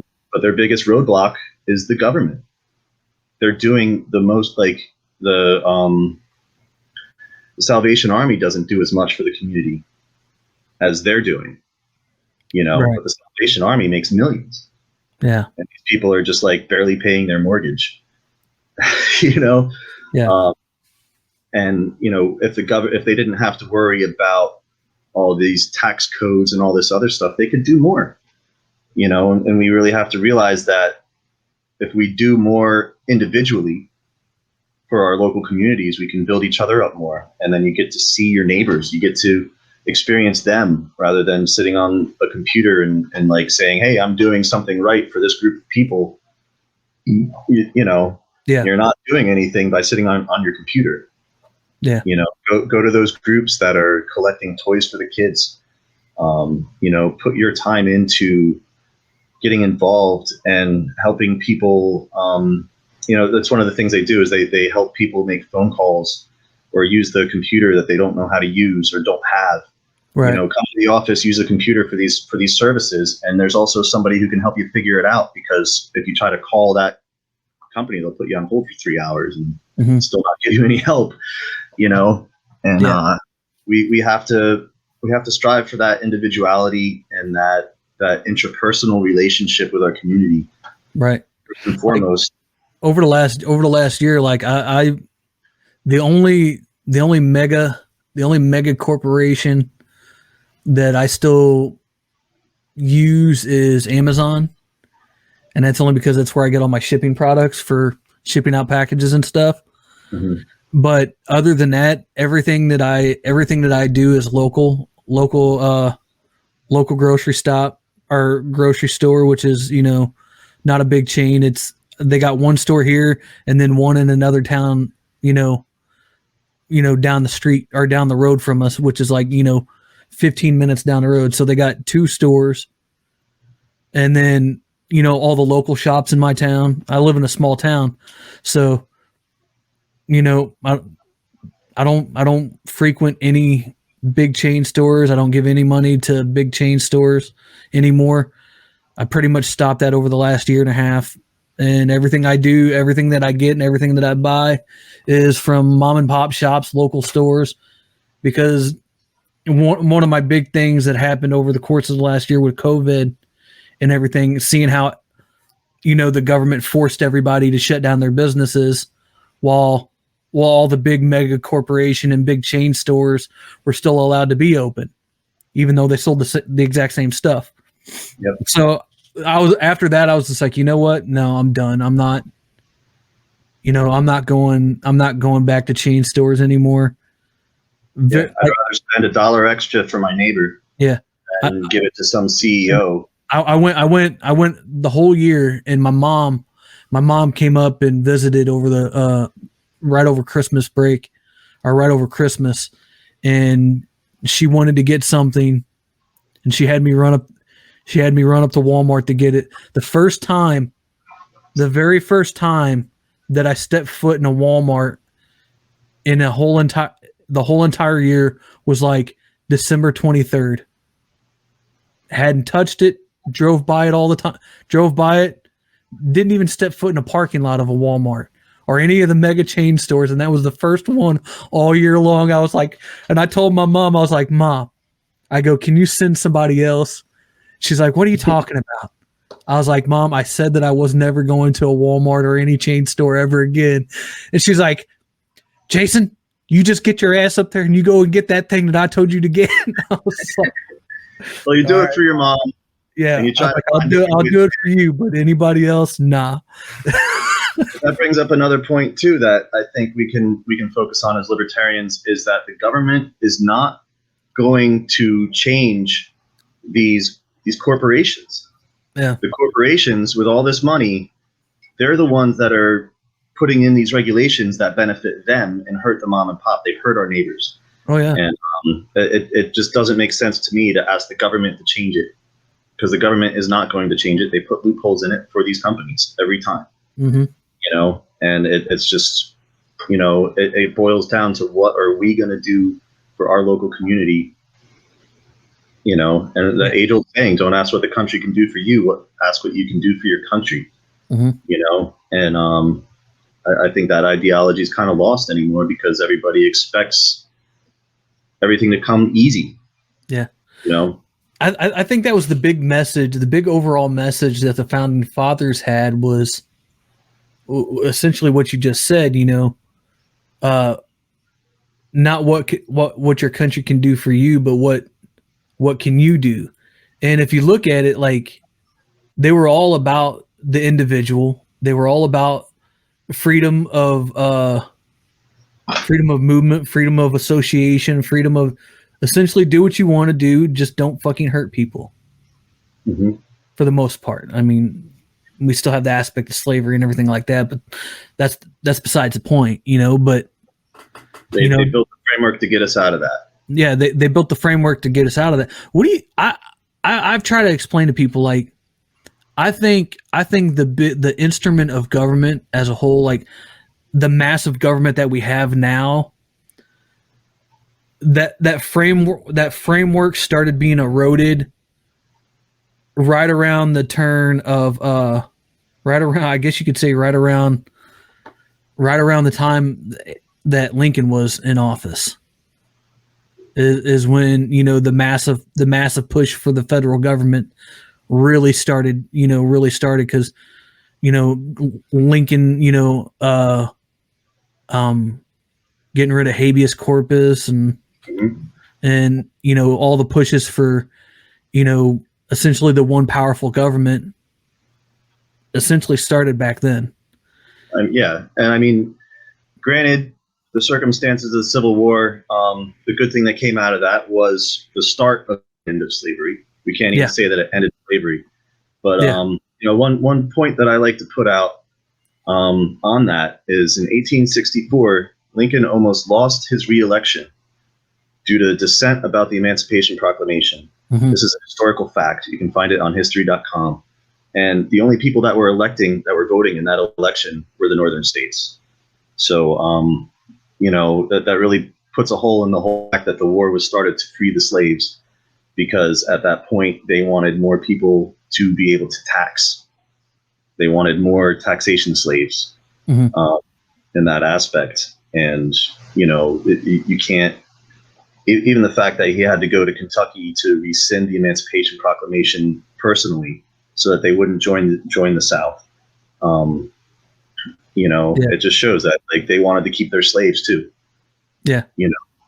So it is pretty common knowledge that, Lincoln, I don't remember exactly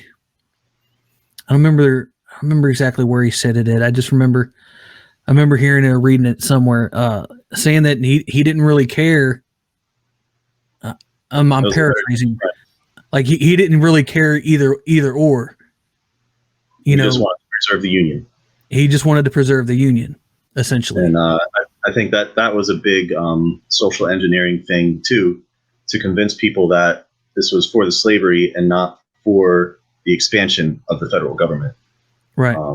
Which was essentially the individual state rights that they were going against. And, I'll just say, like, even the heritage that I have that did come across during the Pilgrims, they never owned slaves. My family never owned slaves. Slavery is wrong. Slavery is bad. But, was the war just about freeing the slaves? No.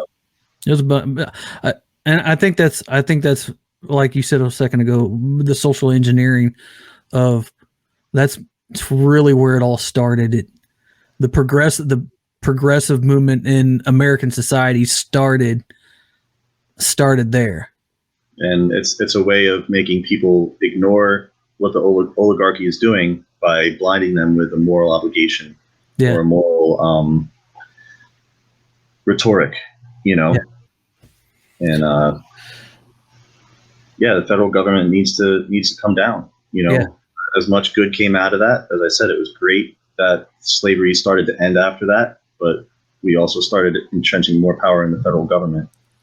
And, I like to use the analogy of while they might have gotten rid of slavery, all they did is change the terminology, and they made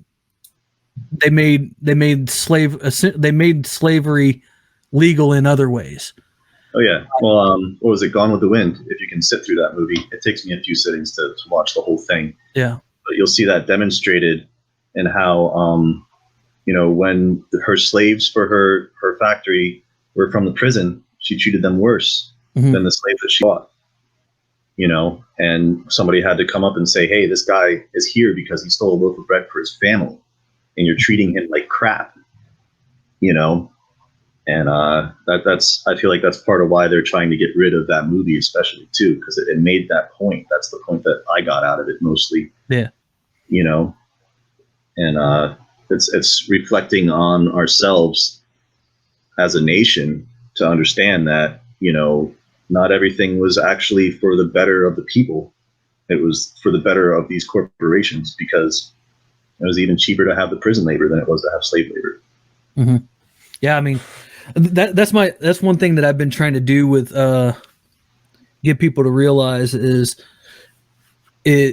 while people say, slavery, they ended slavery and everything like that, all they did is they made it legal just to do it another way with, the welfare systems and, and essentially government controlling everything and us being subjugated through, to them through taxes and stuff like that. The 97 different types of taxes that we pay, whether it be sales tax, income tax, property tax. We're essentially all sitting here right now, wherever you're listening to this, especially if you're in the United States. You don't own anything. The government owns everything that you have, because you pay the government every year for what you have. So you're literally their subject. And Oh, yeah. that's what I've been trying to push to my audience is you're subjects to the government. You're not a free person. They give you that pretty sound of, freedom and liberty and everything like that, but you are a subject, to the federal government. You can't do anything without the federal government's approval.